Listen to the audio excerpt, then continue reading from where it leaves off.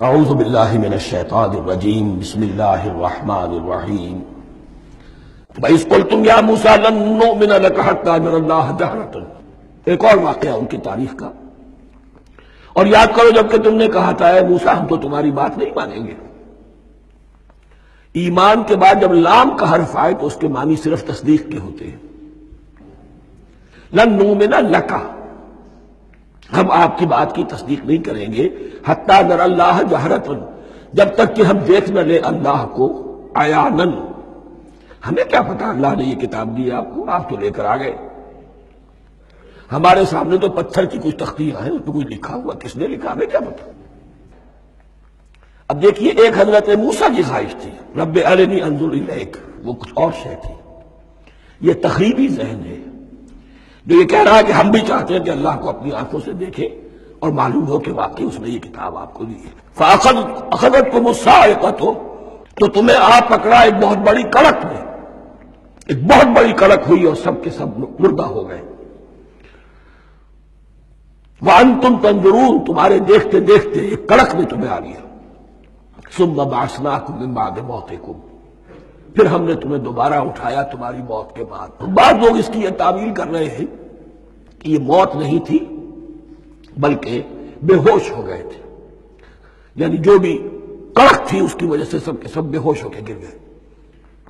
لیکن میرے نزدیک یہاں تعویل کی ضرورت نہیں، بعث بعد الموت اللہ کے لیے کوئی مشکل نہیں۔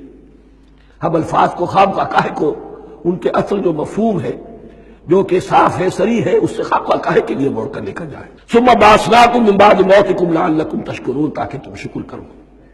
وظللنا علیکم الغمام وانزلنا علیکم المن والسلوى، اور ہم نے تم پر ابر کا سایہ کیا۔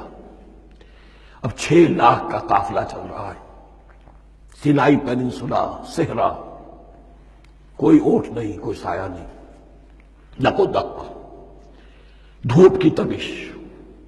تو اللہ کا فضل ہوا کہ ایک سائے کی طرح ابر جو ہے ان کے ساتھ ساتھ جہاں جہاں وہ جا رہے ہیں وہ ابر ان پر سایہ کیے ہوئے۔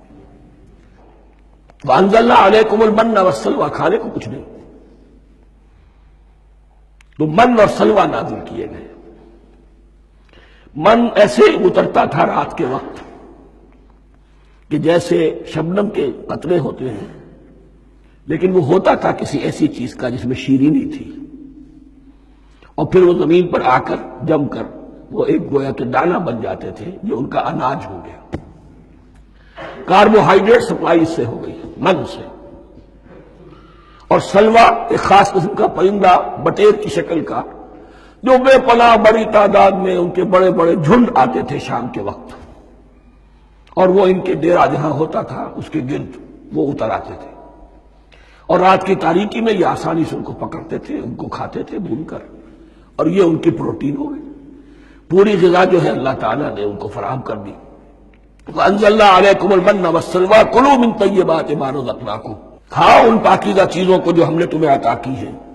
وَمَا ظَلَمُونَا، ہم نے تو ان پر کوئی ظلم نہیں کیا، وَلَٰكِن كَانُوا أَنفُسَهُمْ يَظْلِمُونَ، لیکن وہ خود ہی اپنے اوپر ظلم ڈھاتے رہے، ہر قدم پر نافرمانی اور ناشکری۔ اس کی بھی ناشکری آگے آ جائے گی چل کر، من و سلوہ سے بھی ناشکری کی انہوں نے۔ صدق اللہ العظیم۔